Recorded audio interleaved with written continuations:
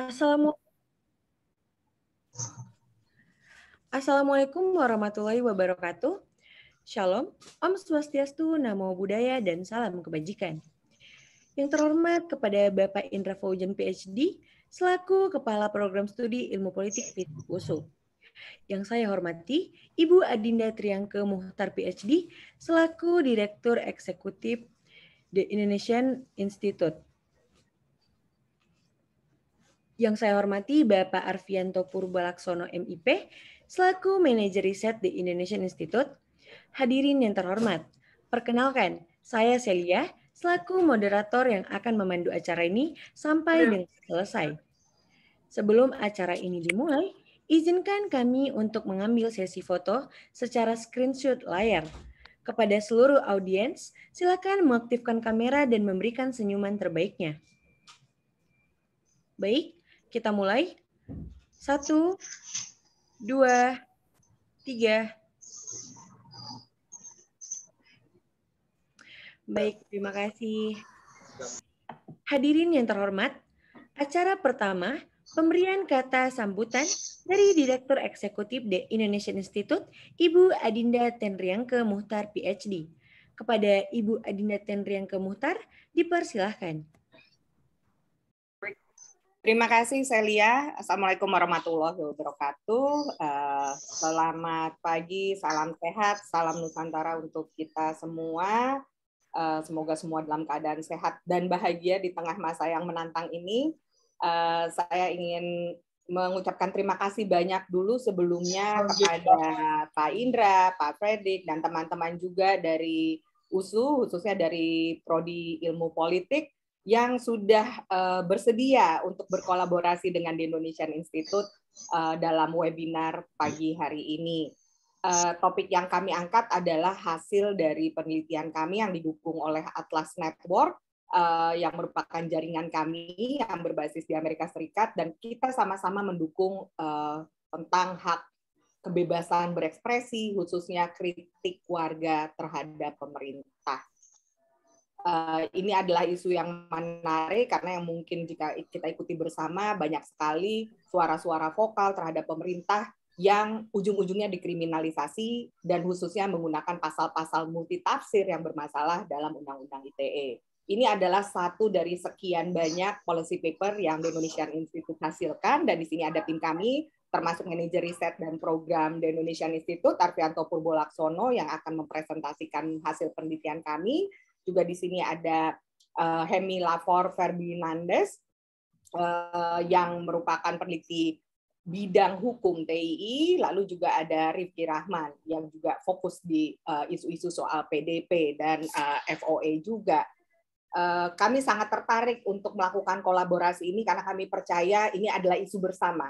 Tidak mungkin kami sebagai think tank bekerja sendiri, sehingga kami melakukan kolaborasi, baik men-share hasil publikasi ini dengan media maupun kolaborasi dengan kampus yang sudah beberapa kali kami lakukan, plus audiensi dengan para pembuat kebijakan, dan itu termasuk dengan DPR Komisi 1, fraksi, lalu juga dengan Setwapres, dan juga kementerian terkait lainnya termasuk Kominfo ya, dan Polkam. Ini adalah isu bersama lagi-lagi, tadi kami sempat berbicara sebelum acara ini dimulai, bahwa ini adalah isu yang harus didorong dari hulunya, dan ini berkaitan juga dengan kebebasan akademik di kampus. Kami percaya teman-teman di sini juga bersuara kritis, apalagi teman-teman dari jurusan ilmu politik, begitu pula para dosennya. Kebebasan adalah sesuatu yang bukan taken for granted atau gratis. Kebebasan adalah sesuatu yang harus kita upayakan, kita rawat, lindungi, dan perjuangkan bersama-sama. 23 tahun reformasi bukan berarti demokrasi itu selesai. Demokrasi adalah proses belajar yang terus-menerus, dan kami sangat senang lewat forum kolaborasi ini, bersama dengan USU dan teman-teman, kita bisa memulai upaya-upaya bersama ini untuk mendorong kebebasan berekspresi bersama-sama. Bukan hanya di ruang digital tentunya, tapi ini untuk demokrasi yang lebih baik, relevan, responsif, dan juga inklusif untuk kita semua. Dan partisipasi adalah kata kuncinya, dan kebebasan sipil sangat dibutuhkan untuk itu. Untuk teman-teman yang belum mengenal mengenai The Indonesian Institute, bisa langsung cek di www.theindonesianinstitute.com, atau juga follow sosial media kami yang ada di Twitter, Instagram, Facebook, dan juga di kanal YouTube. Sebagai informasi, mungkin kalau ada yang tertinggal, kami akan share juga dokumentasinya di kanal YouTube The Indonesian Institute. Tentu saja saya harapkan agar kegiatan ini bukan jadi perdana saja, tapi juga pembuka pintu untuk kolaborasi selanjutnya antara The Indonesian Institute dan juga USU. Saya harap teman-teman bisa memanfaatkan diskusi ini dan kami juga bisa belajar dari teman-teman dan berbagi apa yang kami dapatkan dari hasil penelitian ini. Terima kasih dan saya serahkan kembali ke Celia. Wassalamualaikum warahmatullahi wabarakatuh. Waalaikumsalam warahmatullahi wabarakatuh. Terima kasih kepada Ibu Adinda Trianriangke Muhtar PhD yang telah memberikan kata sambutannya. Acara selanjutnya, pemberian kata sambutan dari Ketua Program Studi S1 Ilmu Politik FISIP USU, Bapak Indra Faujan, PhD. Kepada Bapak Indra Faujan, dipersilahkan. Baik, Assalamualaikum warahmatullahi wabarakatuh. Selamat pagi bagi kita semua. Yang tentunya yang kita hormati, banggakan kawan-kawan dari TI ya, Mbak Dinda, Mas Anto, dan kawan-kawan yang lain. Dan juga di sini ada Bang Fredik dan juga kawan-kawan yang lain, serta mahasiswa-mahasiswa ilmu politik yang saya hormati ya.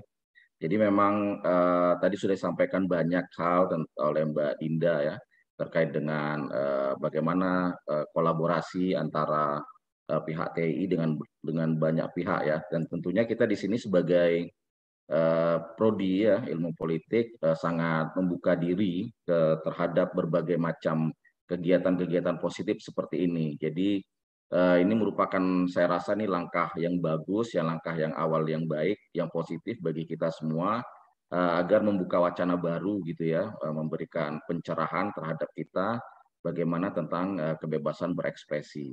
Nah, memang sebagaimana kita ketahui kebebasan berekspresi ini semakin lama semakin menjadi masalah gitu ya untuk beberapa hal, apalagi ketika di 2008 muncul Undang-Undang ITE dan sebagainya, kemudian direvisi di 2016. Nah, jadi hal-hal seperti itu yang perlu kita sadari dan juga perlu kita diskusikan bagaimana cara agar ruang ekspresi itu lebih terbuka, agar juga memberikan pencerahan. Tentunya kolaborasi-kolaborasi seperti ini sangat kita harapkan ya, Mbak Dinda dan Mbak Santo, serta kawan-kawan dari TI. Prodi kami juga sudah saya sampaikan tadi sangat welcome, sangat terbuka, membuka diri kepada kawan-kawan TI khususnya untuk tetap berdiskusi dengan kami, ataupun nanti mungkin ada juga dari mahasiswa-mahasiswa kami yang mungkin atau mungkin kolega-kolega kami yang akan bekerja sama dengan The Indonesian Institute. Jadi ini sangat baik sekali, tentunya sebuah program yang positif bagi kita semua, dan tentunya kita berharap hasil dari diskusi ini ataupun mungkin hasil dari diseminasi atau mungkin juga hasil dari survei yang dilakukan oleh The Institute itu bisa mendorong gitu ya, bisa mendorong agar terjadi perubahan-perubahan di Indonesia untuk demokrasi yang lebih baik. Nah, jadi saya sangat senang sekali. Terima kasih tentunya kepada The Indonesian Institute dan kawan-kawan yang berhadir di sini. Semoga acara ini sukses. Selamat berwacana, selamat berdiskusi, dan tentunya salam sehat buat kita semua. Assalamualaikum warahmatullahi wabarakatuh. Waalaikumsalam warahmatullahi wabarakatuh. Terima kasih kepada Bapak Indra Faujan yang telah memberikan kata sambutannya. Hadirin yang terhormat, perlu diingat bahwa kebebasan berekspresi merupakan sebuah kewajiban yang harus dijunjung tinggi di era demokrasi saat ini. Di era digital ini, banyak problematika-problematika yang ditemui saat menegakkan demokrasi. Banyak kalangan yang mengamati bahwa kebebasan berekspresi Indonesia menurun. Sedangkan di sisi lain, beberapa kalangan juga mengatakan bahwasannya banyak kesalahpahaman masyarakat dalam kebebasan berekspresi di era digital ini. Pemerintah Indonesia telah otak-atik Undang-Undang ITE sebagai daya jerat yang menghalangi masyarakat yang berpotensi melakukan pelanggaran di dunia digital. Untuk menjawab seluruh pertanyaan-pertanyaan yang ada di kalangan masyarakat, program studi ilmu politik FISIP USU bekerja sama dengan The Indonesian Institute mengadakan sebuah webinar yang berjudul Kebijakan Berekspresi Warga Negara dalam Ruang Digital di Indonesia. Selanjutnya, pemaparan materi oleh manajer riset dan program The Indonesian Institute, Bapak Arfianto Purbolaksono, MIP. Kepada Bapak Arfianto Purbolaksono, kami persilahkan.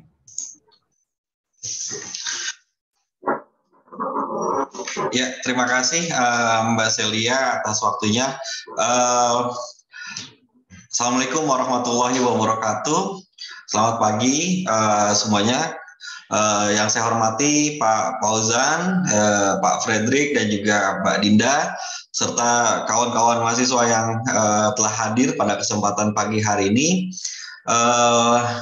Perkenalkan, saya Arfianto Purbolaksono, manajer riset dan program The Indonesian Institute, yang mencoba untuk memaparkan, ya tadi disampaikan, memaparkan hasil riset kami yang kami lakukan sejak Januari sampai bulan Mei yang lalu, dan semoga dalam paparannya kami juga bisa memberikan manfaat ya bagi kawan-kawan semua. Nah, saya coba untuk share screen ya terkait dengan PowerPoint yang telah disiapkan.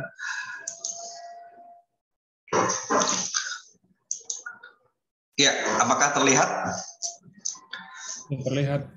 Oke, terima kasih. Nah, seperti yang tadi disampaikan oleh Mbak Celia, ini kan dan juga dari Mbak Dinda dan juga Pak Fauzan yang mengatakan bahwa ini kebebasan ini sangat penting, dan juga bagaimana kita melihat kondisinya hari ini. Sebelum saya masuk dalam paparan dari latar belakang yang telah kami buat dalam slide ini, yang terbaru yang saya baca dari Foreign Policy, sebuah majalah dari di luar negeri sana gitu ya, dalam kaitannya dengan apa yang mereka survei belakangan ini terhadap pandangan dari aktivis NGO ataupun dari think tank di 80 negara. Perkembangan terakhir selama 2 tahun kita mengalami pandemi COVID-19 hampir di seluruh negara di dunia, itu ada persoalan adalah hasil survei itu menyebutkan bahwa persoalan yang disebabkan oleh pandemi COVID-19 adalah persoalan adanya menurunnya demokrasi gitu, hampir di seluruh dunia. Nilai-nilai demokrasi gitu menurun, dan di mana salah satunya adalah persoalan kebebasan berpendapat dan juga berekspresi.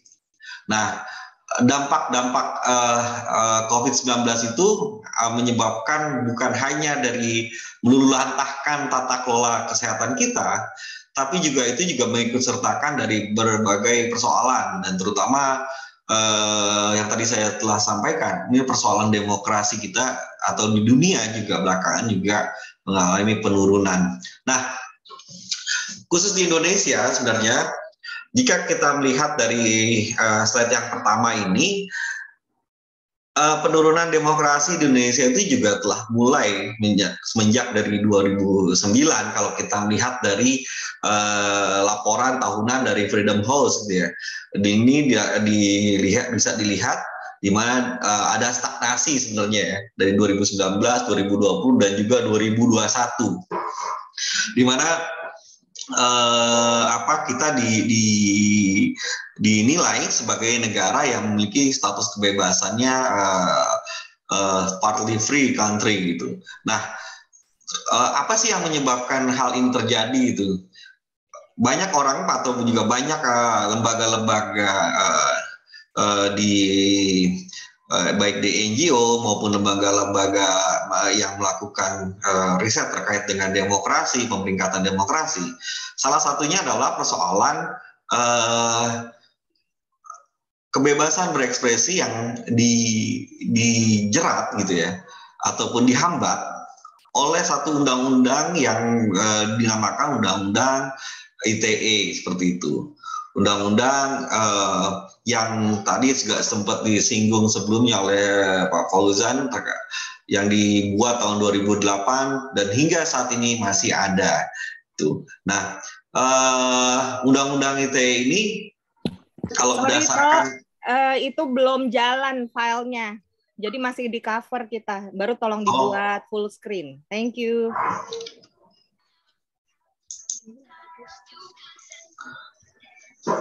Dibuat full screen. Sudah? Belum full screen ya. Masih dibikin full screen. Yes, full screen di ininya ya, di PPT-nya. Ini udah, Pak? Sebentar. Belum. Dibikin full screen itu kalau nggak salah di situ. Di kanan bawah. Yang gambarnya layar.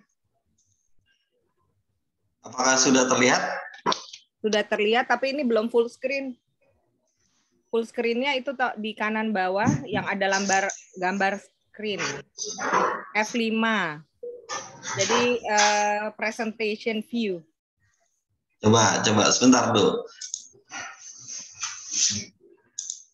Bukan sini.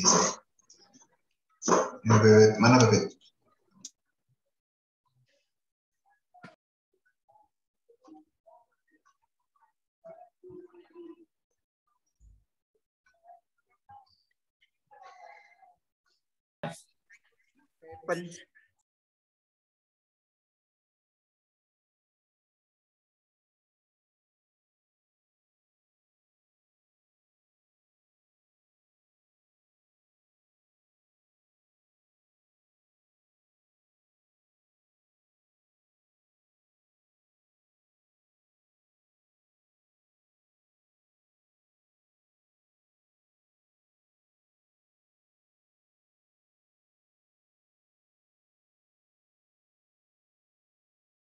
Harap menunggu sebentar teman-teman. Sorry ini kadang-kadang di PC suka masalah teknis juga.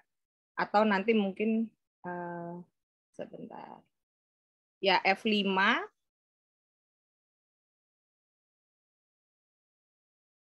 Atau mungkin Hemi bisa bantu operate PPT-nya dari PC Hemi.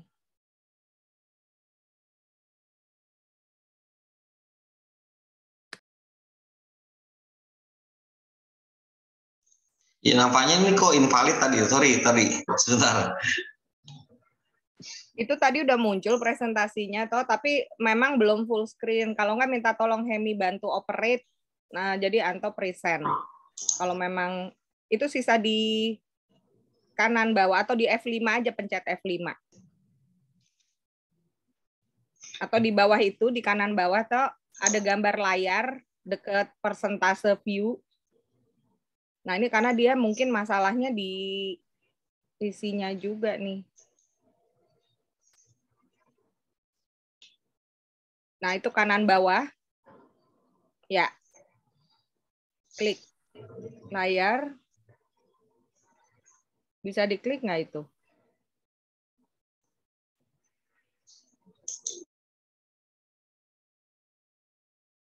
Langsung, kalau nggak gini biar waktunya juga ini, biar Hemi bantu untuk operate PPT-nya. Jadi, sorry teman-teman, biar Hemi jangan dari layarnya Anto.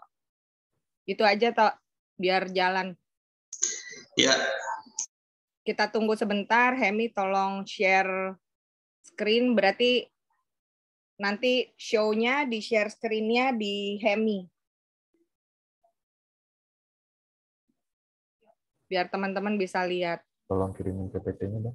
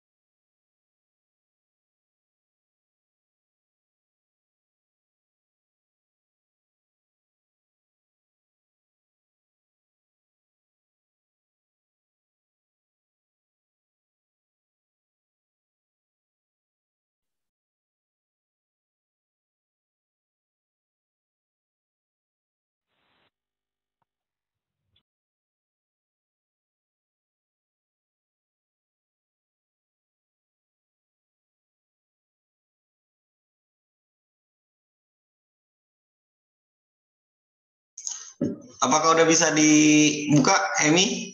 Ya, bentar Bang, kan baru kirim ke email. Bentar ya.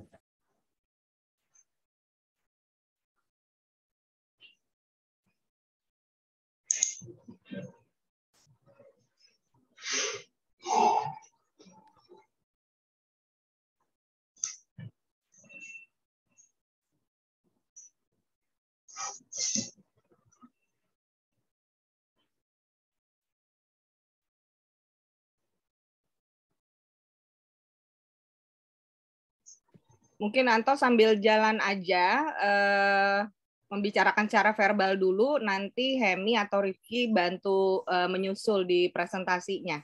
Oke, siap. Tolong yang PPT-nya di WA aja, biar di WA di grup. Ya. Soalnya kemarin bisa gitu, nggak tahu kenapa sekarang nggak bisa. Iya, karena kayak kebanyakan kita pakai Zoom. Iya, coba di share, Anto sambil share dulu, tolong Ya, di WhatsApp dulu. ya. Mohon maaf kawan-kawan, mohon maaf juga Pak Fauzan ya atas kesalahan teknis ini. Ya, ada kendala teknis yang dihadapi nih. Nah, sudah di WA toh, sorry. Udah di email, Pak. Jangan di email, di WA aja. Biar lebih gampang. Udah oke, Mas. Mbak. Sudah oke. Thank you Ki. Oke, Mbak. Ya. Lanjut, thank you. Tadi saya sampaikan itu ya bahwa dari hasil laporan Freedom House itu ya di 2019 sampai 2021 Indonesia mengalami stagnasi dalam persoalan kebebasan seperti itu, karena kalau kita lihat peringkatnya itu malah semakin menurun. Nah, salah satu problemnya adalah persoalan adanya hambatan terhadap kebebasan berekspresi gitu, terutama sekarang ini yang paling marak adalah di ruang digital, di mana banyak kasus-kasus yang muncul itu yang dijerat dengan Undang-Undang ITE. Di sini dalam riset ini kami ngutip dari laporan SafeNet dari 2008 sampai Oktober 2020 itu terdapat 324 kasus ya yang dijerat dengan Undang-Undang ITE. Bahkan data LBH Pers sepanjang 2020 itu terdapat 10 jurnalis dihukum. Nah, kemudian juga kami dalam proses riset yang kami lakukan itu mewawancari dari Komnas HAM dan juga dari teman-teman NGO lainnya, itu ternyata banyak hal yang semakin menunjukkan bahwa Undang-Undang ITE ini bermasalah. Bahkan akhirnya kalau mengutip dari surveinya Komnas HAM dan juga Kompas seperti itu tahun 2020, itu banyak orang yang hampir 30% gitu, orang takut gitu untuk bersuara di ruang digital terutamanya. Next. Nah, ini juga kami mengambil dari data dari catatan perkara di T-Cyber Mabes Polri pasca perubahan Undang-Undang ITE yang ini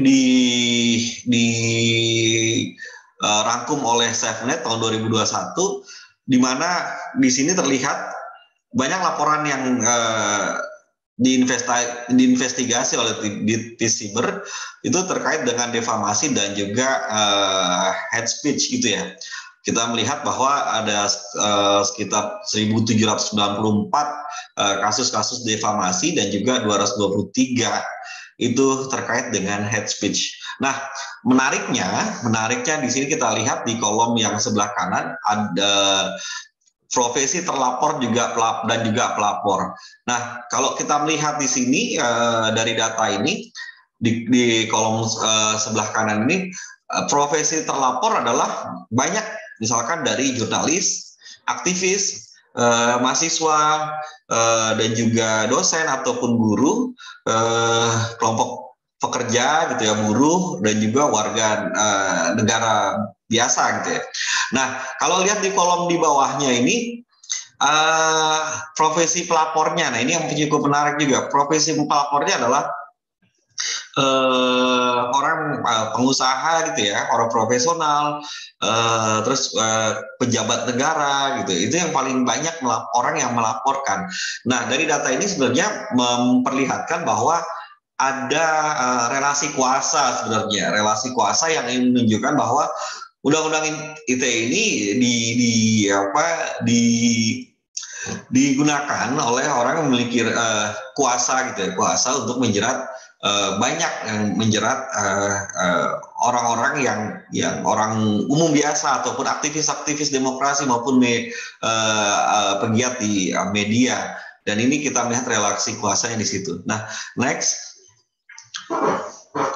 Nah, ini pertanyaan penelitian dalam riset kami, bagaimana cara memastikan dalam dan promosikan kebebasan berekspresi di platform digital, khususnya dalam menyuarakan kritik dan masuk kepada pemerintah di Indonesia. Kami menurunkannya dalam 2 sub pertanyaan penelitian. Kondisi apa yang menghambat implementasi kebebasan berekspresi, khususnya dalam kritik pemerintah dalam platform digital Indonesia. Dan yang kedua, apa saja rekomendasi yang dapat ditindaklanjuti untuk menghadapi tantangan kebebasan berekspresi dalam platform digital Indonesia. Kami menggunakan metodologi penelitian dengan studi pustaka dan semi struktur dan juga wawancara mendalam gitu ya. Next. Nah, kerangka konseptual yang kami gunakan dalam penelitian ini, kami menggunakan kerangka konseptual yaitu kebebasan berekspresi, terus juga dengan ruang digital. Next, tata kelola digital dan demokrasi, politik hukum. Dan juga salah satu yang paling penting adalah bagaimana melihat Undang-Undang ITE dalam implementasinya. Nah, kami menggunakan teori dari Merrill S. Grindle tentang implementasi kebijakan. Nah, kami melihat implementasi dari Undang-Undang ITE ini dari 2 aspek. Pertama, aspek konten dan juga aspek konteksnya. Aspek konten ini ada beberapa poin, yaitu misalkan ada kepentingan kelompok sasaran, jenis manfaat untuk kelompok sasaran dan tingkat perubahan yang diinginkan, lokasi pengambilan keputusannya, pelaksanaan program, dan sumber daya yang dikerahkan. Nah, sedangkan dalam aspek konteks, kami melihat bagaimana relasi kuasa, kepentingan, dan strategi yang terlibat dalam implementasi sebuah kebijakan. Terus berikutnya ada karakteristik lembaga dan penguasa seperti apa dalam menjalankan Undang-Undang ITE ini, dan juga bagaimana sih tingkat kepatuhan dan responsivitas dari pelaksana undang-undang dan juga dari kelompok sasaran. Nah, next.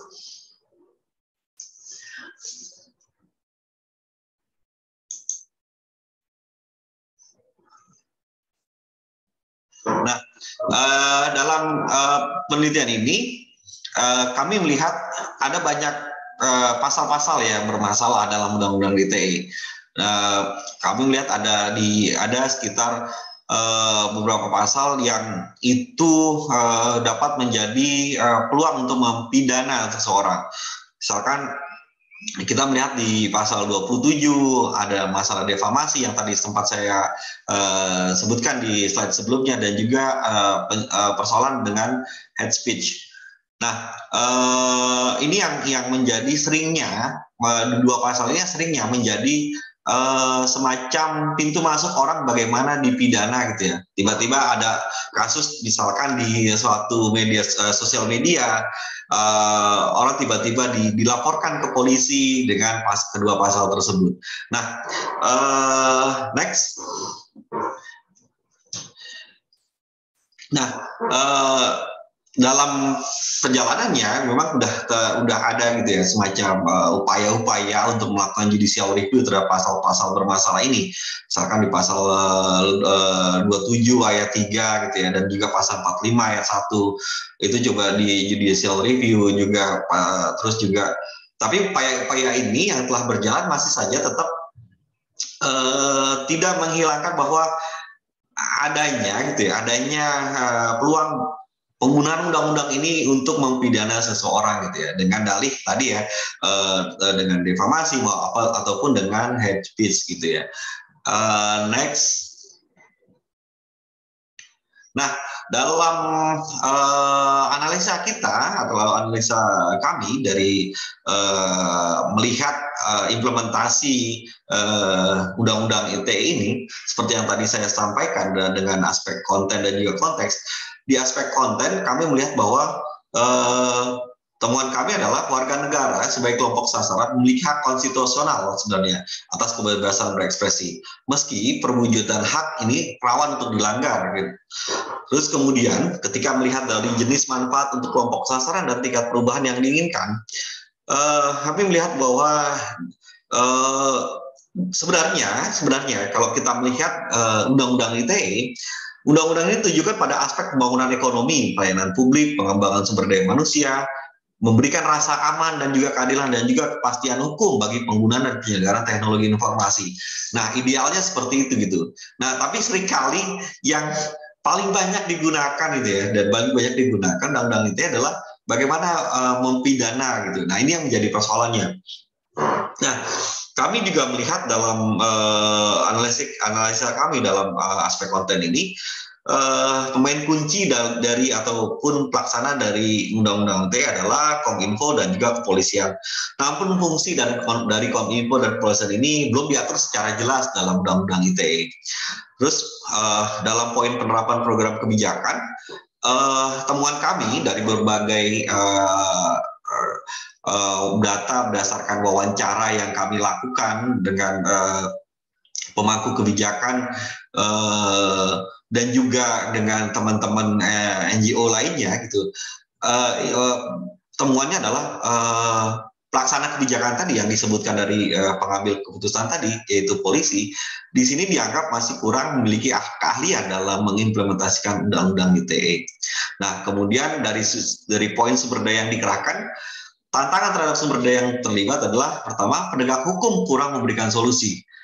Hal ini karena kenapa? Karena tiba-tiba ketika ada orang yang melaporkan, penegak hukum atau aparat kepolisian dalam hal ini hanya bersifat normatif seperti itu. Oh, hanya melihat dari pasalnya aja gitu ya. Oh, kalau ada permasalahan ini harus dikaitkan dengan ini kan gitu kan. Nah, ini akhirnya kurang memberikan solusi yang bagaimana kita tidak langsung mempidana seseorang gitu. Nah, kebanyakan apa yang telah terjadi sebelum-sebelumnya itu seperti itu gitu. Nah, yang kedua adalah kurangnya perspektif HAM, walaupun ketika kami wawancarai dari Komnas HAM, Komnas HAM mengatakan bahwa sebenarnya sudah ada sebenarnya SE dari Kapolri gitu ya, bagaimana penanganan konteks pidana dan dalam perspektif HAM. Seharusnya aparatur kepolisian itu juga memiliki perspektif HAM, tapi seringkali ini tidak dijalankan seperti itu. Nah, ini yang menjadi suatu permasalahan. Dan yang ketiga adalah tantangan lainnya adalah adanya tekanan massa terhadap aparat penegak hukum.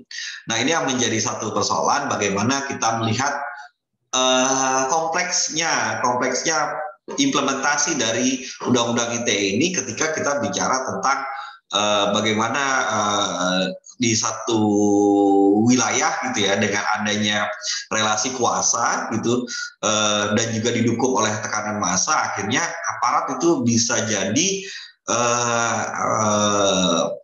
ya memberikan ruang bagi Undang-Undang ITE ini digunakan untuk mempidana. Nah, ada banyak contoh kasusnya seperti itu. Nah, next.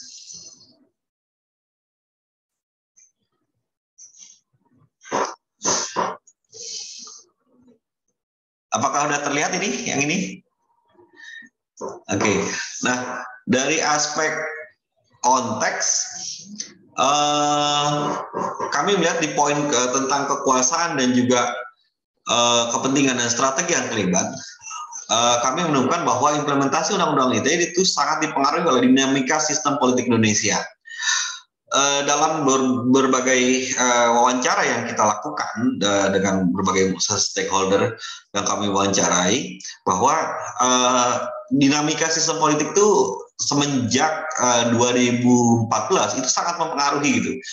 Apalagi kalau kita melihat gitu ya, ini kalau kami bicara dengan dalam koridor politik Indonesia gitu ya, apalagi dan melihatnya dalam penyelenggaraan demokrasi prosedural gitu ya, di pemilu 2014, pilkada 2017 dan bahkan juga di pemilu 2019 yang lalu, itu undang-undang ITE itu banyak digunakan oleh kelompok yang mendukung salah satu paslon tertentu gitu. Ini bukan hanya terjadi di tingkat pemilu nasional, tapi juga di pemilu daerah gitu ya, di pilkada gitu ya. Di bagaimana kelompok-kelompok yang saling bersaing gitu ya, untuk memperebutkan suara rakyat itu. Ketika persaingannya atau eskalasi konfliknya semakin tinggi, apalagi di media sosial, itu akhirnya menggunakan cara-cara pelaporan terhadap lawannya gitu ya, dengan undang-undang ITE gitu.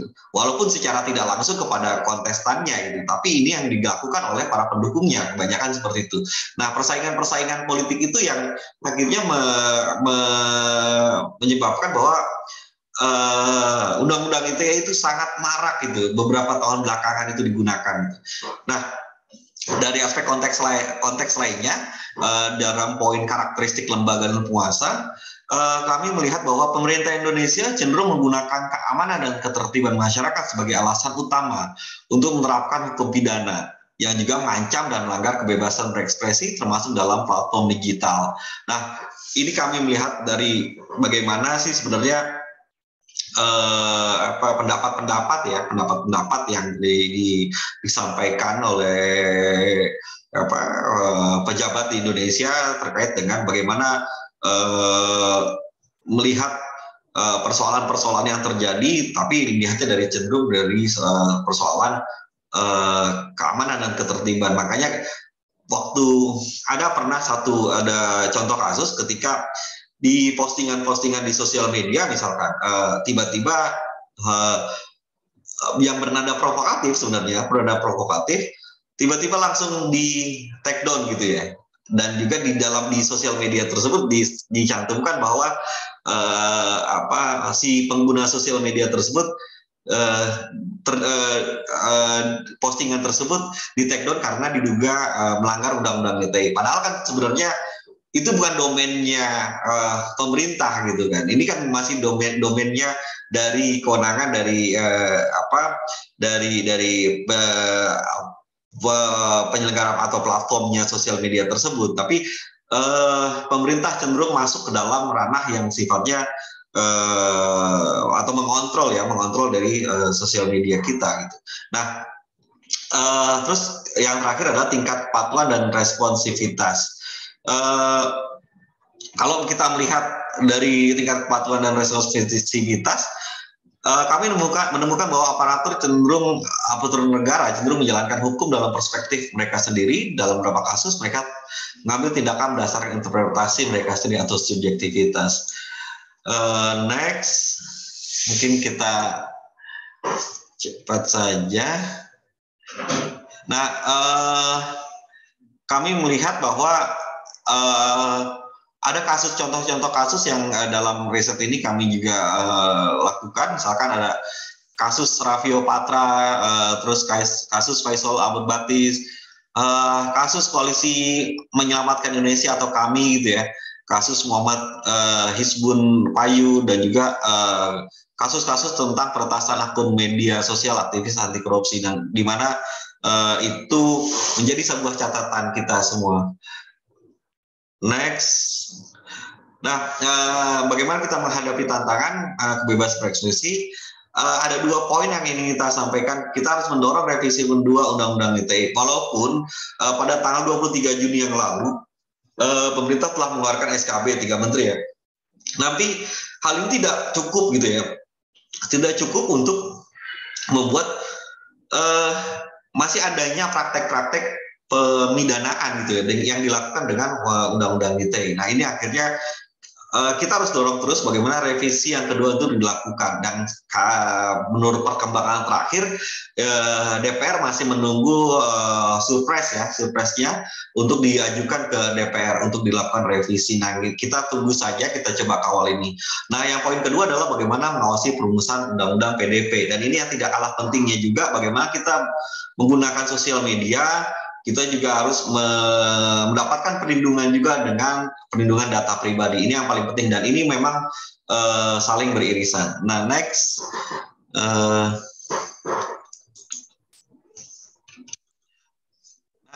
Rekomendasi kami, pertama ada beberapa poin dalam aspek hukum, memperjelas perbedaan antara ekspresi dan pelanggaran hukum, mengupayakan kolaborasi antara eksekutif dan juga legislatif dalam menangani persoalan pasal multitafsir.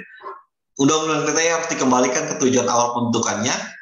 Yang keempat adalah mengembalikan beberapa ketentuan yang membuat sanksi pidana dalam Undang-Undang ITE ke KUHP. Terus kemudian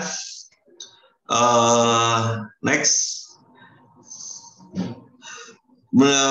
harus utamakan perspektif HAM pada penegak hukum, mengutamakan pendekatan restoratif justice, memberikan penerapan tugas dan fungsi yang jelas antar lembaga. Next. Dan yang tidak kalah penting adalah adanya literasi digital. Ini yang paling penting kepada penegak hukum sebagai implementasi dari aparatur penegak hukum sebagai implementator dari sebuah undang-undang, dan juga tidak kalah penting bagi juga masyarakat. Bagaimana literasi digital itu juga diperlukan seperti itu. Nah, ini juga diperlukan juga peran serta dari bukan hanya dari pemerintah dan juga kelompok masyarakat sipil, tapi juga dari sektor swasta untuk menjalankan program literasi digital di masyarakat. Nah, itu saja dari kami sebagai pemantik diskusi pada pagi hari ini.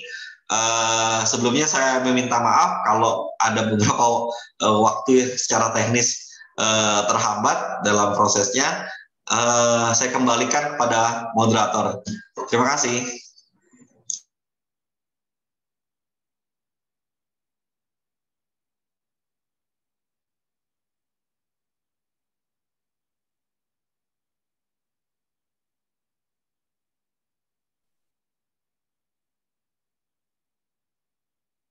Moderatornya mana nih? Halo.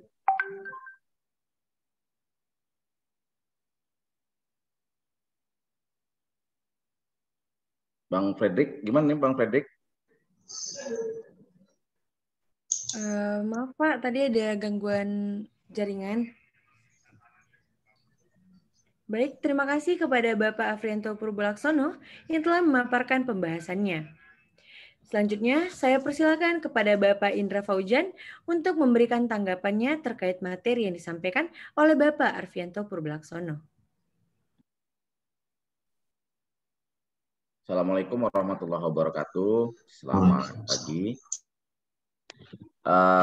Tentunya yang saya hormati lah ya, tadi juga udah ada kawan-kawan dari TI dan mahasiswa sekalian, dan juga mungkin ada dari kawan-kawan dari NGO ataupun kawan-kawan dari kolega yang lain. Sudah disampaikan panjang lebar oleh Mas Anto tadi ya terkait dengan bagaimana hasil yang mereka temukan, TI temukan dalam konteks kebebasan berekspresi.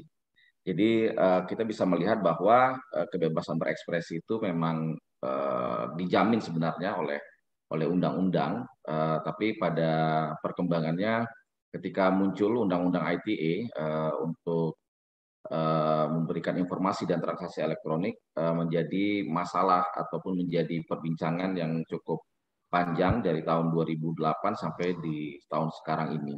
Jadi perlu kita sadari memang hasil yang disampaikan oleh kawan-kawan dari TI memang sebenarnya cukup mewakili dari masyarakat yang selama ini mungkin merasa kebebasan berekspresi mereka itu terhalang, ya.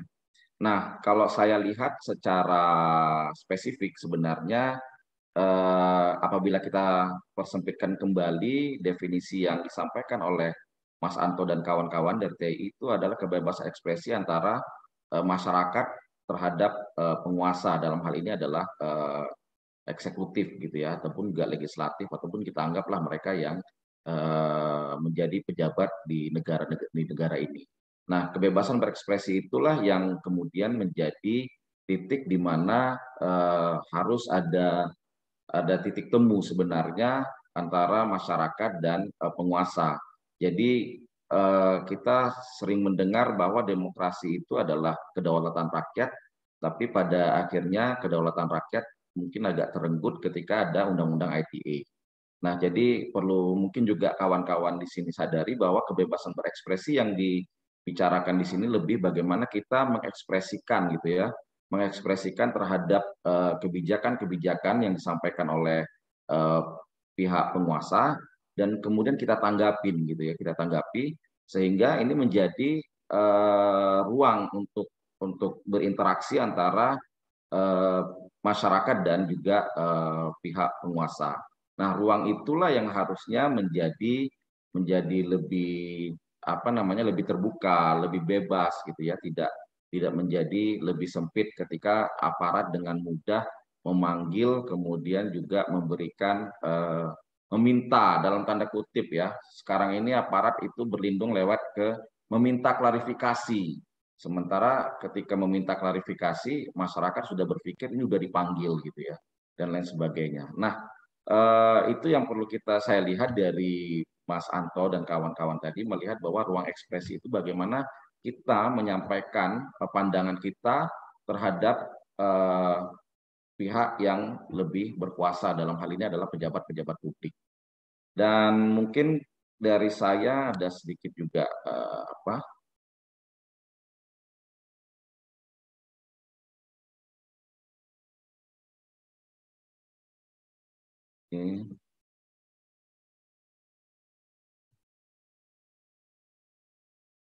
kelihatan ya, Mas ya? Siap, kelihatan, Bang. Oke, ini jadi kalau melihat dari pembahasan yang disampaikan oleh Mas Anto dan juga apa yang disampaikan oleh kawan-kawan di TI dengan hasil kajiannya, saya melihat bahwa ruang kebebasan berekspresi itu ternyata semakin sempit gitu ya, seolah-olah kita menjadi tidak nyaman ketika harus melontarkan sebuah kritikan ataupun mungkin mengkritisi sebuah kebijakan, tidak spesifik kepada individu-individu yang berkuasa, tapi lebih kepada bagaimana kebijakan-kebijakan itu dikritisi.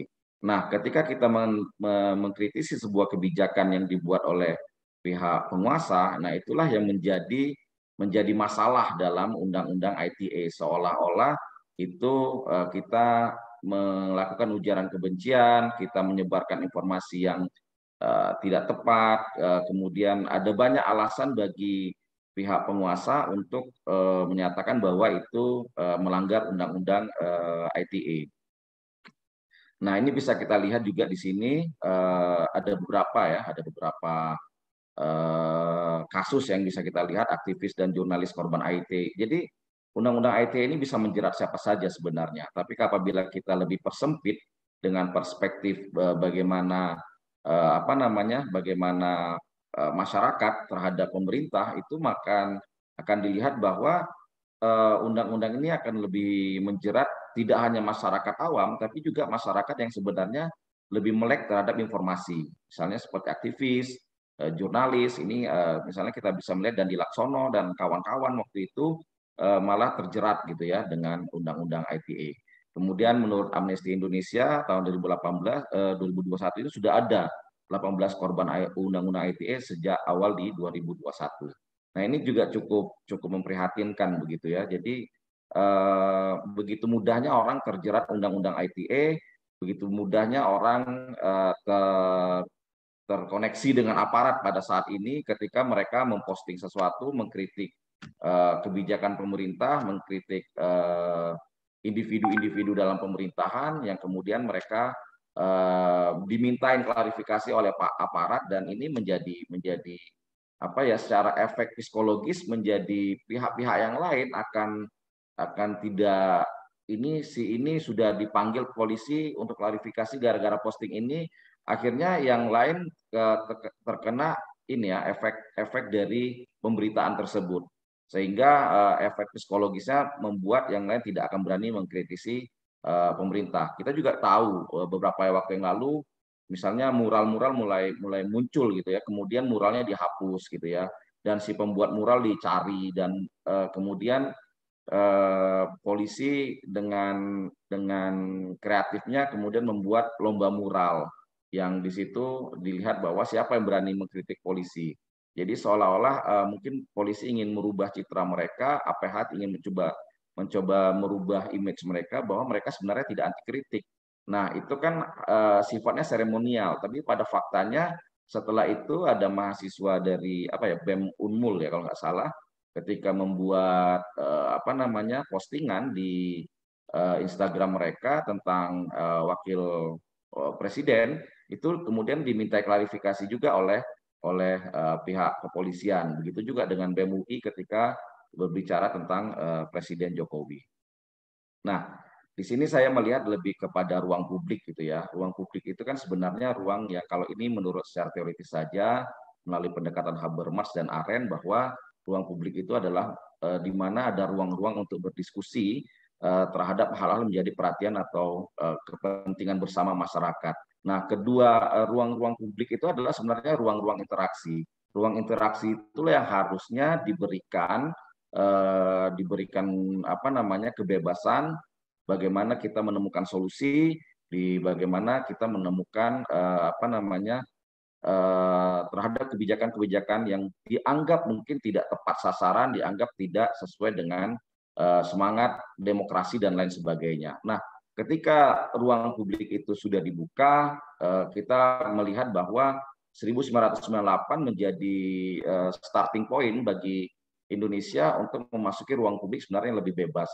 Tapi ketika di 2008 itu muncul Undang-Undang ITE, perlahan-lahan masyarakat mulai agak khawatir nih, jangan-jangan Undang-Undang ITE ini malah mengkerdilkan ruang ekspresi rakyat masyarakat. Sebenarnya kalau bicara tentang ekspresi atau kebebasan, kita bisa melihat bahwa kebebasan itu kan merupakan energi ya, energi yang positif atau energi fisik bagi masyarakat politik gitu ya. Mereka untuk berkomunikasi secara politik memerlukan kebebasan sebagai sumber energi agar kita bisa berkomunikasi dengan misalnya dalam hal inilah ya, dalam hal ini adalah pihak penguasa. Nah, kecenderungannya adalah ketika ruang publik itu sudah terdigitalisasi sekarang ini, kita sudah melihat kita tidak bisa terlepas bagaimana kita tidak bisa terlepas dengan internet ya. Kalau saya mengistilahkannya sebagai internetisasi gitu ya. Sudah terinternetkan kehidupan kita. Mau tidak mau kita selalu memerlukan sebuah cara baru, sebuah metode baru dalam berinteraksi dengan pihak-pihak lain. Jadi internet ini sudah sangat masif dalam kehidupan kita, sudah menjadi kebutuhan primer, sehingga mau tidak mau pola komunikasi, pola kebebasan berekspresi, pola pendekatannya juga sudah mulai harus dirubah.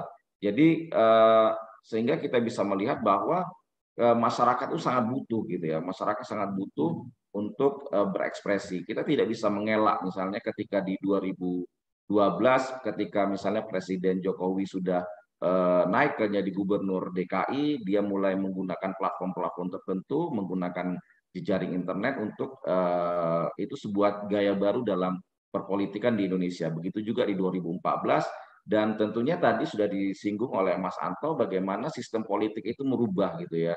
Jadi sistem politik itu sangat merubah pendekatan kekuasaan terhadap masyarakat. Nah, internet ini menjadi penting bagi masyarakat kita, terutama di masyarakat Indonesia, di mana disinilah adalah ruang-ruang untuk kita menerima informasi, ruang-ruang untuk kita berekspresi. Kemudian kita kebebasan berekspresi itu kan kalau menurut saya mengutip dari amnesty.id ya, kebebasan berekspresi adalah hak setiap orang untuk mencari, menerima, dan menyebar informasi dan gagasan dalam bentuk apapun dengan cara apapun. Dan ini termasuk ekspresi lisan, tercetak maupun melalui materi audiovisual, serta ekspresi budaya, artistik maupun politik. Nah, ini bisa kita melihat bahwa kebebasan itu saya bilang tadi merupakan energi gitu ya, energi fisik yang diperlukan oleh atau sudah menjadi kebutuhan dasar dari masyarakat politik bagi warga politik. Jadi kebebasan itu penting gitu ya.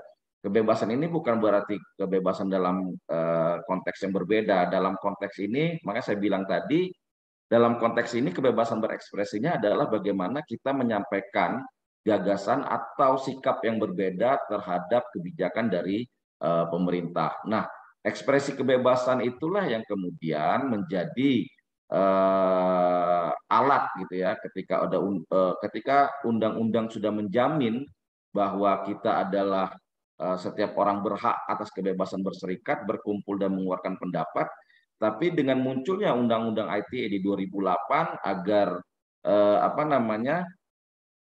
agar informasi-informasi di dunia digital itu bisa dilakukan lebih bertanggung jawab. Nah, itu kan semangat yang dilakukan oleh pemerintah sebenarnya.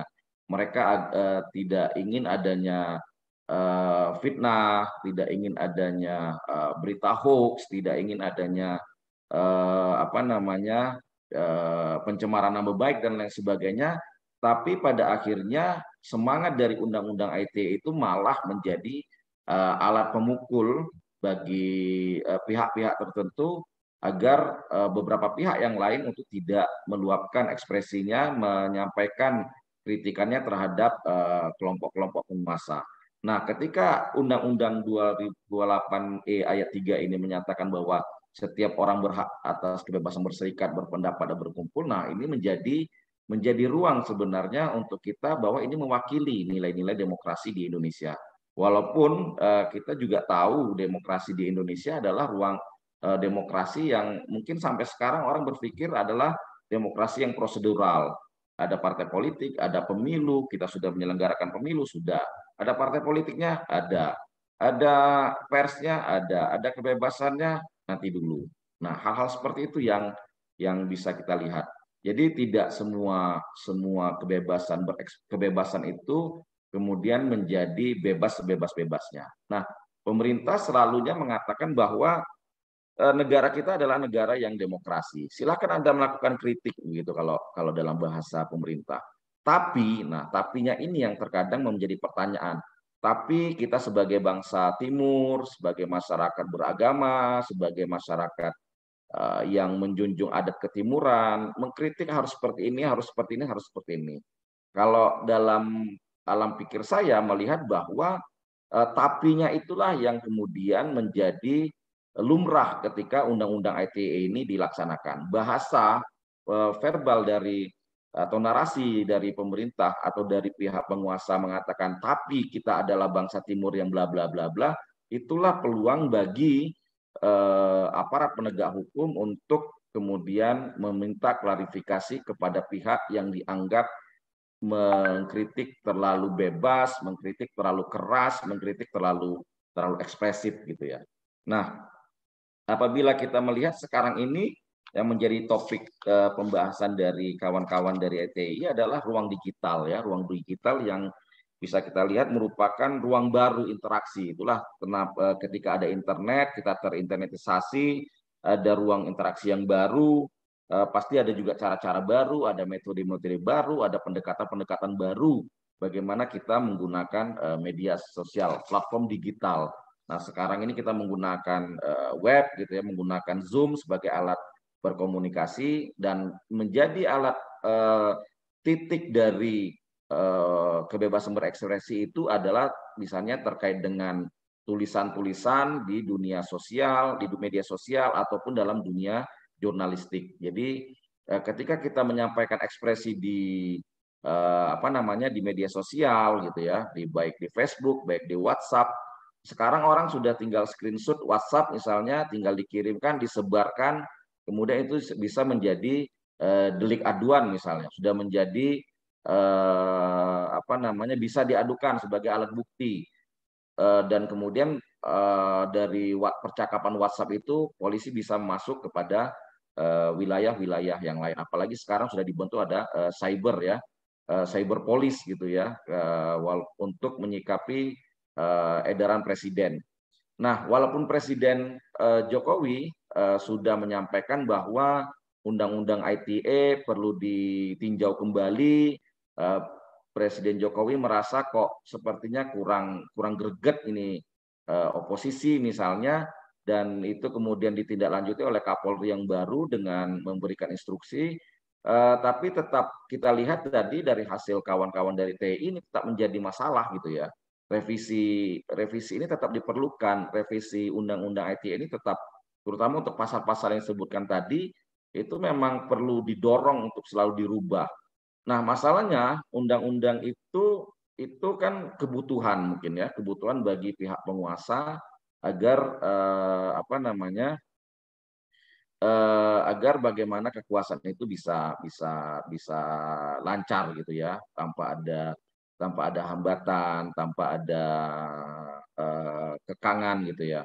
Dalam sebuah negara demokrasi kan kita ingin melihat bahwa kebebasan rakyat adalah sebagai pemilik sah gitu ya, suara, memiliki kedaulatan.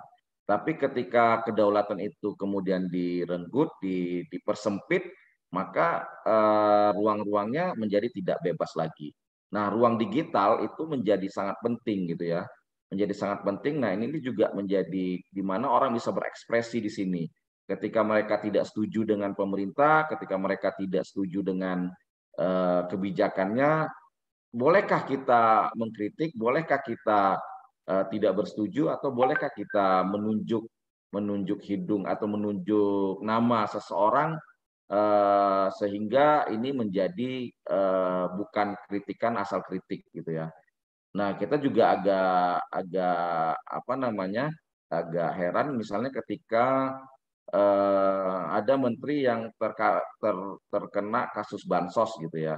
Kemudian dia dipotong hukumannya karena dia dibully. Dia merasa dibully, dizolimi oleh warga negara Indonesia gitu ya. Mungkin secara digital, kalau istilah kita netizen 62 gitu ya. Kita tahu gitu ya. Netizen 62 ini sangat ekspresif gitu ya. Bahkan tidak hanya di lokal dan juga di dunia internasional gitu ya. Kita tahu bagaimana webnya BWF itu badminton ya, World Federation itu sempat servernya udah nggak bergerak karena diserbu oleh masyarakat Indonesia. Nah, ruang-ruang digital itulah yang perlu kita lihat bahwa Undang-Undang ITE ini sebenarnya jangan terlalu masuk ke dalam wilayah-wilayah pengkritisan. Dan tentunya tadi rekomendasi dari kawan-kawan TI juga sangat baik gitu ya, sehingga literasi digital itu tidak hanya ke masyarakat sebenarnya, tapi literasi digital juga dipahami oleh APH gitu ya, sehingga APH tidak melihat satu kasus itu dengan kacamata kuda, tapi lebih luas persepsinya. Nah, kita bisa melihat begini, netizen Indonesia disebut tidak sopan se-Asia Tenggara. Ini juga menjadi pertanyaan gitu ya. Ini walaupun bukan dalam ruang ekspresi yang kita bicarakan tadi, tapi ini menjadi satu juga yang mungkin perlu kita cermati gitu ya, bahwa ada tempat yang mengatakan bahwa kita ini negara yang secara internet, secara digitalnya tidak sopan karena memang menyerbu gitu ya, menyerbu serbuan-serbuan itu kadang-kadang bernada rasis, kadang-kadang bernada hinaan dan lain sebagainya. Kemudian ini juga, ini saya kutip dari Kompas dan juga dari detik.com gitu ya. Microsoft mengeluarkan laporan tahunan terbaru mengukur tingkat kesopanan netizen. Jadi netizen kita itu dinilai tidak cukup sopan. Nah, setelah keluar dari Microsoft hasil laporannya ini, malah Microsoft-nya juga diserbu oleh netizen Indonesia gitu ya. Diserbu sehingga beberapa saat Microsoft kemudian menutup kolom komen di Instagram mereka ataupun media sosial mereka. Nah, ini menjadi catatan juga gitu ya. Ketika kita berekspresi, ketika kita mungkin di negara sendiri dibatasi, tapi ketika kita menyerbu di luar negeri mungkin lebih bebas. Nah, Tadi juga saya sudah disinggung oleh Mas Anto tentang pasal-pasal karet dalam Undang-Undang ITE, itu banyak, sudah disinggung tadi pasal-pasal mana saja. Nah, tapi mungkin yang lebih banyak menjerat kasus itu di pasal 27 ayat 3 ya, tentang defamasi. Pasal itu berbunyi setiap orang dengan sengaja dan tanpa hak mendistribusikan dan atau mentransmisikan dan atau membuat dapat diaksesnya informasi elektronik dan atau dokumen elektronik yang memiliki muatan penghinaan dan atau pencemaran nama baik. Nah, dalam beberapa kasus pasal ini dapat digunakan untuk mengekang ya kegiatan berekspresi warga, aktivis dan jurnalis. Selain itu juga mengekang warga untuk mengkritik pihak polisi dan pemerintah. Ini menjadi sudah disampaikan dan saya rasa pihak-pihak berwenang di atas ya, baik eksekutif, legislatif, yudikatif di atas itu paham tentang pasal ini. Tapi ini juga menjadi itu tadi yang saya bilang menjadi alat gitu ya, alat untuk melindungi. Bahkan ketika untuk beberapa kasus misalnya untuk memanggil anggota legislatif itu harus melalui proses-proses tertentu. Sehingga ketika legislatif itu melapor warga negara atau mungkin eksekutif juga melapor masyarakat, kita ingat kasus misalnya kasus Luhut ya dan aktivis Haris Azhar dan dari YLBHI itu menjadi catatan juga dalam dalam catatan kebebasan berekspresi gitu ya. Dan kemudian kita lihat kasus-kasus yang lain begitu mudahnya mungkin aparat itu memanggil gitu ya, memanggil pihak-pihak tertentu yang mereka anggap ini pihak-pihak yang mencemarkan nama baik, memprovokasi dan sampai kepada isu disintegrasi bangsa. Nah, jadi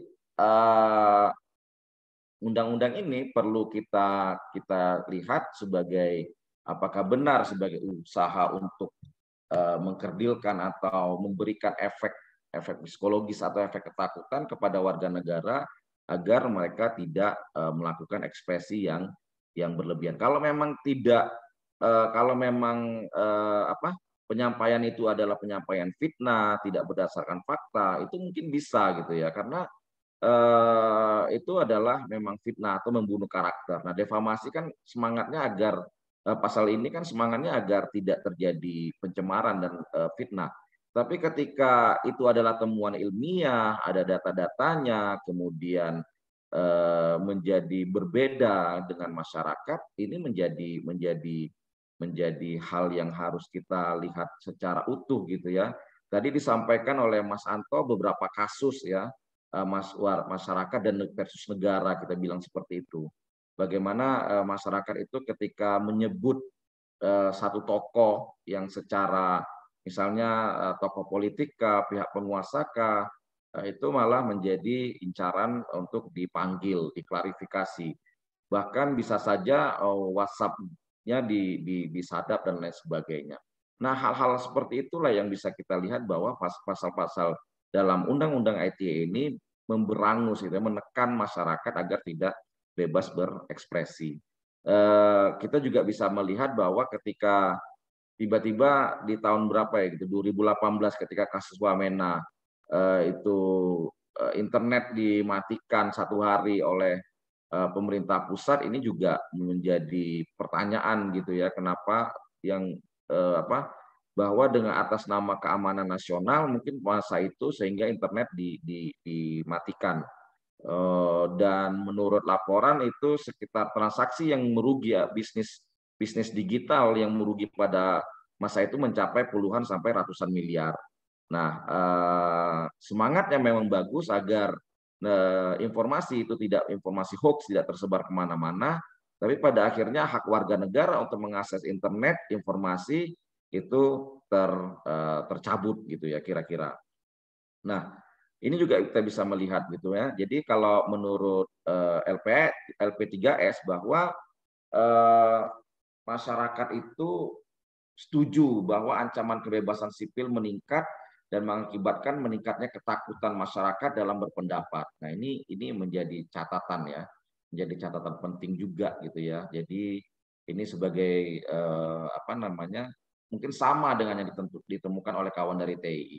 Kemudian ada hasil survei indikator politik menunjukkan bahwa 21,9% responden setuju bahwa warga Indonesia itu semakin takut dalam menyampaikan pendapat. Jadi ketika kita, terutama tadi sudah disinggung, terutama ketika pasca pilpres di 2019, mungkin dianggap ada sebagian ada bullying terhadap pihak-pihak tertentu antara pihak-pihak yang pro dan kontra terhadap pemerintah. Ketika tokoh-tokoh mereka dianggap sebagai yang dihina dan lain sebagainya, mudah orang melakukan cyberbullying dan lain sebagainya. Nah, ini juga ketegasan aparat harus ditemukan di situ. Jangan dianggap berat sebelah dan lain sebagainya. Nah, kebebasan apa yang disampaikan oleh survei-survei ini tentunya menjadi catatan gitu ya. Menjadi catatan kita bahwa memang kebebasan berekspresi itu menjadi hal yang sangat serius ya, cukup serius dalam konteks politik di Indonesia. Dosen USU juga ada korban gitu ya, ketika dia mengunggah di Facebooknya terkait dengan isu pada waktu di 2018. Nah, sekarang dia sudah divonis 1 tahun untuk terkait dengan penyampaian informasi dan provokasi di media sosial. Nah, bagaimana Undang-Undang ITE ini, walaupun tadi sudah disampaikan, Undang-Undang ITE itu terlapornya itu paling banyak itu masyarakat awam. Jadi kalau kita bilang awam ini, kita anggaplah mereka adalah orang masyarakat umum yang mungkin secara pendidikan mereka mungkin pendidikannya bagus atau juga tidak bagus, pendidikannya mungkin menengah ke bawah atau menengah ke atas, tapi mereka tidak paham tentang Undang-Undang ITE. Jadi mereka mungkin meluapkan ekspresi mereka, kemudian mereka mudah menjadi tersangka dalam kasus tertentu. Sehingga ini individu melawan pihak penguasa atau individu melawan negara dan lain sebagainya. Kemudian ada aktivis, itu di nomor kedua, ada pelajar dan mahasiswa, di nomor ketiga, ada guru dan dosen, ada jurnalis. Kalau kasus guru ini mungkin kita lihat kasus yang terbaru ini ya, kasus pelecehan di sekolah, malah dia yang dilaporkan dan kemudian menjadi tersangka. Kemudian ada jurnalis, nah jurnalis ini banyak sekali, biasanya jurnalis ini meluapkan tulisan mereka baik di platform media sosial maupun platform lainnya, terbaik terhadap pihak negara ataupun pemerintah lokal, sehingga mereka terkena dengan Undang-Undang ITE dan lain sebagainya. Nah, hal seperti ini ya, jadi pihak-pihak terlapor itu kebanyakan masyarakat awam. Nah, ini yang perlu kita sikapi dengan lebih cermat bahwa dan yang lebih mengkhawatirkan lagi itu kalau tanpa keterangan ya, mereka dilaporkan seperti apa.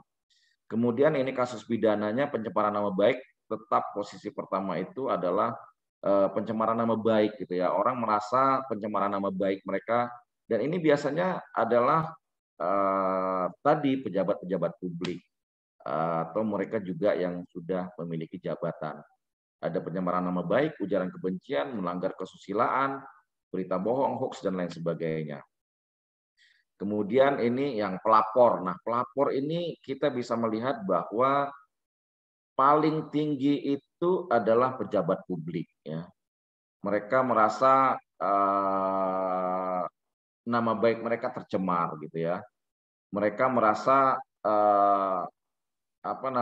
difitnah. Mereka merasa yang disajikan data-data tidak benar dan sebagainya, sehingga pejabat publik. Nah, jadi pejabat publik ini kan dipilih oleh warga negara, dipilih oleh rakyat, tapi mereka lah seharusnya mungkin ya dalam perspektif kita bahwa mereka harusnya tidak mudah atau tidak baperan, tidak mudah tersinggung atau tipis kuping atau seperti apalah yang bisa kita lihat gitu ya. Jadi memang pejabat publik ya, mereka sebagai pejabat publik harus bisa menerima kritikan, harus bisa menerima perbedaan gitu ya. Jadi perbedaan-perbedaan itulah yang kemudian menjadi energi terhadap pemerintahan yang lebih baik, pemerintahan lebih efektif. Yang kemudian itu yang kedua adalah kalangan profesi, ini macam-macam, ada artis kah, ada pengacara kah, dan lain sebagainya, politisi, legislatif dan lain sebagainya ya. Kemudian Selanjutnya adalah ini solusi ya, maksudnya solusi dari saya melihat dari sisi masyarakat saja, gitu ya. Tadi mungkin dari kawan-kawan dari TI lebih mendorong ke atas, saya bisa melihat lebih lihat ke bawah lah ya. Jadi tentunya ini mungkin memperkuat keimanan dan ketakwaan. Nah, jadi kita paham gitu ya. Ini juga merupakan amanah undang-undang, ada juga dalam Pancasila bahwa mengkritik itu baik tapi jangan memfitnah. Kira-kira begitulah. Ini juga terkait memperkuat diri sendiri, memproteksi diri sendiri. Kemudian menyadari dan mengedukasi diri bahwa jejak digital akan tetap tertinggal karena banyak awam yang belum paham tentang undang-undang ITE tadi. Jadi ketika kita meluapkan ekspresi gitu ya, terkadang ekspresi ini tidak sekarang gitu ya, tapi mungkin ketika suatu saat akan kita ingin mungkin 5 tahun lagi, 10 tahun lagi ada yang di sini ingin menjadi pejabat publik kah, bertanding di pilkada kah, di legislatif kah, jejak-jejak digital akan diungkit-ungkit gitu ya.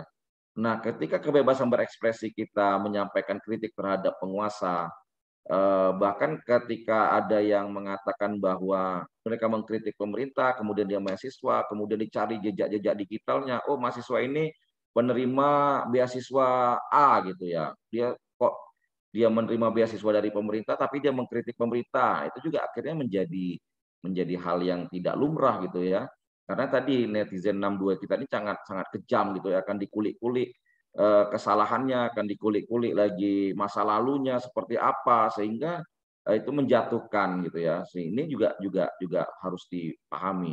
Dan juga tentunya terkait dengan pemahaman awam tadi. Yang banyak yang terlapor itu adalah masyarakat awam yang mungkin secara pendidikan, yang mungkin mereka kita tahu internet, saya bilang tadi, kita sudah terinternetkan hidup kita, bahkan sampai ke pelosok-pelosok ya. Hanya berapa persen masyarakat mungkin yang tidak menggunakan internet gitu ya. Tapi hampir semua warga negara di Indonesia ini menggunakan internet dan mereka di pelosok pun bisa terjangkau internet. Nah, ini menjadi catatan juga gitu ya. Mereka tidak paham tentang undang-undang ITE mungkin, tentang informasi ITE mungkin. Nah, ini juga harus dipahami. Kemudian memperkaya diri dengan literasi digital. Ini tadi tidak hanya kepada kita sebagai masyarakat, juga literasi digitalnya Kominfo-nya harusnya kepada kolega-kolega mereka, kepada sejawat-sejawat mereka gitu ya, juga harus diberikan literasi digital. Bagaimana bisa memilih dan memilah informasi-informasi mana sebagai kebebasan berekspresi, informasi mana sebagai yang memfitnah dan lain sebagainya. Kemudian tentunya memperbanyak diskusi publik seperti yang dilakukan oleh kawan-kawan TII seperti yang sekarang ini, dan tentunya ada kolaborasi yang tadi disampaikan oleh Mbak Nanda di awal tadi ya, terkait bagaimana kolaborasi di dunia akademis dan juga pihak-pihak NGO dan lain sebagainya agar kebebasan berekspresi itu tidak menjadi sempit. Dan ini mungkin nanti bisa kita lanjutkan dengan diskusi ya, mungkin sudah terlalu banyak juga. Terima kasih. Saya akhiri. Assalamualaikum warahmatullahi wabarakatuh. Waalaikumsalam warahmatullahi wabarakatuh. Terima kasih kepada Bapak Indra Faujan yang telah memberikan tanggapannya terkait materi yang disampaikan pada webinar kita kali ini. Baik, kepada seluruh audiens yang ingin bertanya, kami persilahkan. Ini sudah ada masuk pertanyaan Pak dari Bagus Sudewo. Assalamualaikum, selamat pagi. Sebelumnya saya ucapkan terima kasih atas materi dan informasi yang telah disampaikan. Saya Bagus Sudewo, Ilmu Politik 2019, ingin bertanya, sebenarnya apakah Undang-Undang ITE ini merupakan alat legitimasi hukum untuk menjerat orang yang mengkritisi pemerintah? Mengingat berdasarkan Undang-Undang Dasar kita, memiliki kebebasan berekspresi, berserikat, dan berkumpul. Bukankah pemerintahan yang anti kritik merupakan bentuk pemerintah yang buruk? Lantas, mengapa ketika kita menyampaikan kritik mendapatkan perhatian pihak berwajib? Bagaimana sebenarnya kritik yang baik itu?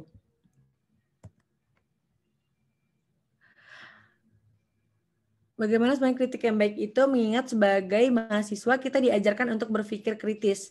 Aneh rasanya ketika kita menyampaikan kritik guna menyadarkan pemerintah dan sebenarnya merupakan bentuk wujud kepedulian kita terhadap kondisi terjadi justru dibungkam dengan Undang-Undang ITE tersebut.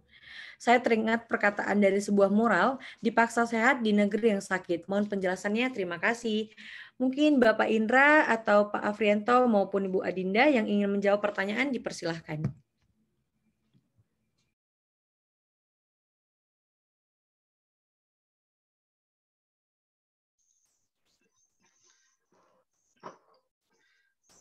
Mungkin saya izin duluan ya, Bang Fauzan. Ya, untuk menanggapi dari Mas Bagus Sudewo ya terkait dengan hal ini, saya melihatnya seperti ini. Jadi memang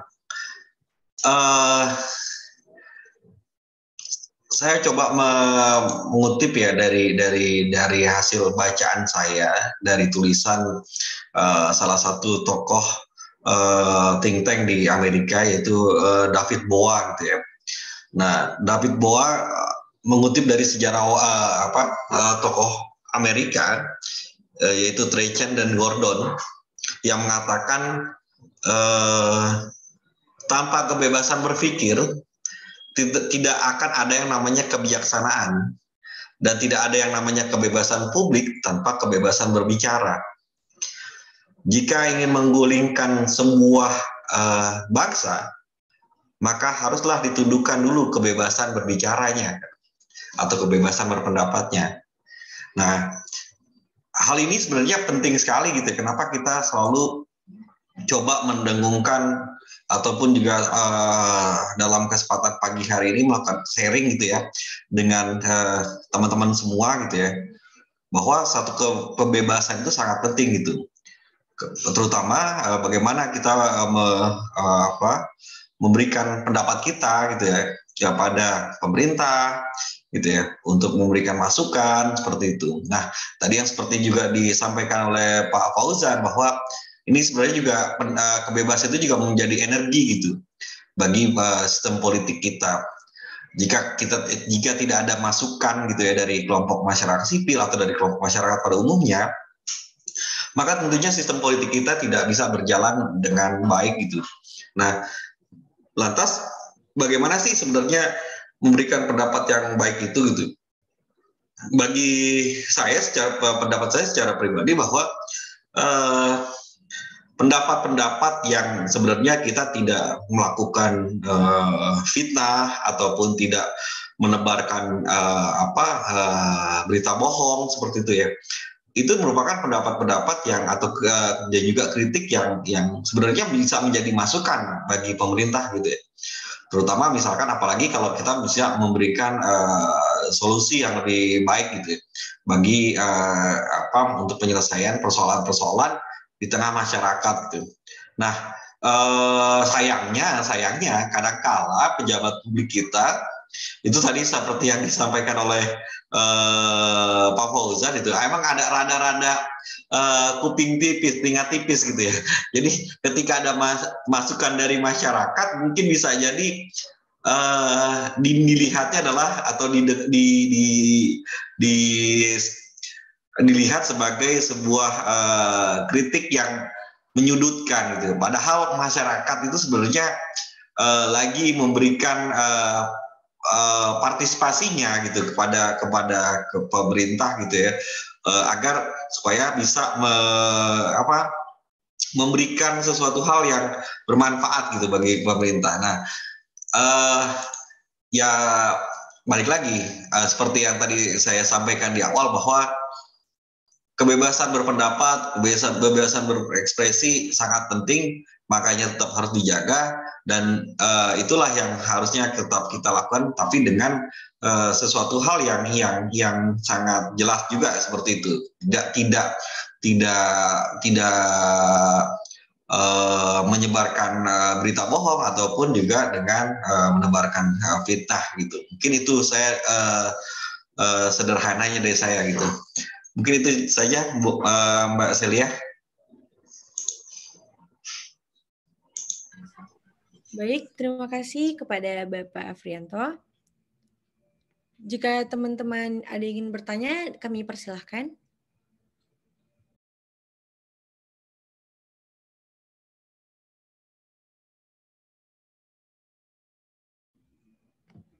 Mungkin Tidak ada ya. Apakah sudah cukup jelas ya mungkin penjelasannya? Selanjutnya saya serahkan 3 menit kepada Bapak Afrianto untuk memberikan closing statement topik kita pada kali ini. Ya, terima kasih Mbak Celia. Dengan waktu yang terbatas gitu ya, dengan waktu yang terbatas kita ini juga mungkin bukan hanya pertemuan diharapkan gitu ya, bukan hanya pertemuan yang terakhir gitu ya dari kami The Indonesian Institute dengan teman-teman di ilmu politik USU. Kami berharap kita bisa melakukan kolaborasi lagi ke depannya, terutama kalau kasus terkait dengan bagaimana menjaga kebebasan berekspresi di Indonesia agar supaya negeri ini seperti yang tadi saya mengambil kutipan dari Trechen dan Gordon tadi tetap berjalan dengan semestinya. Demokrasi kita yang telah kita upayakan berjalan secara baik di tahun 98 itu tetap terjaga, tidak kembali ke masa lalu, terus kemudian kita dapat bisa membangun negeri ini lebih baik. Mungkin itu aja dari saya.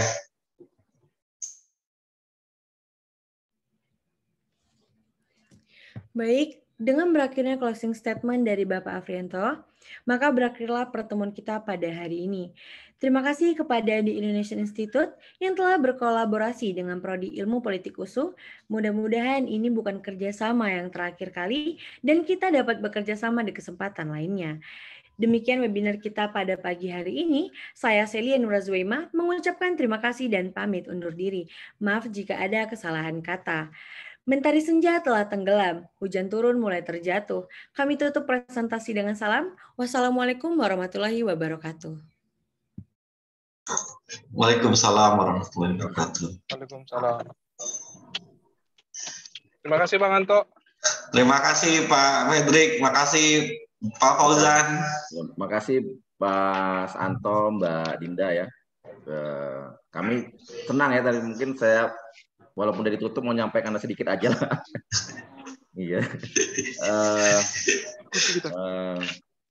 Apa yang disampaikan oleh Mas Anto dan Mbak Dinda kan kita dari Prodi sangat ini ya, sangat terbuka gitu ya.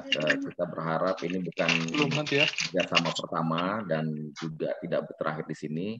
Tentunya kami mengucapkan terima kasih yang banyak untuk kawan-kawan dari Indonesian Institute mau mau berkolaborasi dengan kami di Prodi Ilmu Politik, dan tentunya saya juga berterima kasih kepada mahasiswa sekalian yang sudah bersedia hadir dan meramaikan acara ini. Jadi saya berharap ini bukan komunikasi dan kolaborasi yang sekali saja ya, Mas Anto dan Mbak Dinda dan kawan-kawan TI. Saya mengucapkan terima kasih atas nama Prodi kepada TI. Dan mungkin insya Allah kita akan ada kerjasama selanjutnya. Dan mungkin kalau ada mahasiswa-mahasiswa kami yang ingin menggali informasi ataupun mungkin ada yang ingin ke Indonesian Institute, mungkin TI bisa menerima dengan lapang dada juga. Kira-kira begitulah harapan dari kami, Mas Anto. Ya, terima kasih Pak Fauzan. Siap, kita akan banyak berkolaborasi lagi ya. Siap. Oke, terima kasih Mas Anto dan kawan-kawan sekalian. Saya mungkin permisi. Ya, terima kasih. Terima kasih Pak Fauzan. Semua teman-teman, terima kasih banyak. Sampai sehat-sehat. Terima kasih. Sehat-sehat ya semua. Terima kasih Mbak Dinda. Terima kasih Pak Fredrik.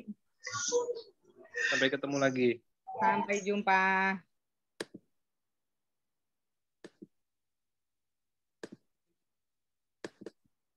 Live ya Bang Anto ya. Ya Pak Fredrik. Ya, persiapan Jumatan.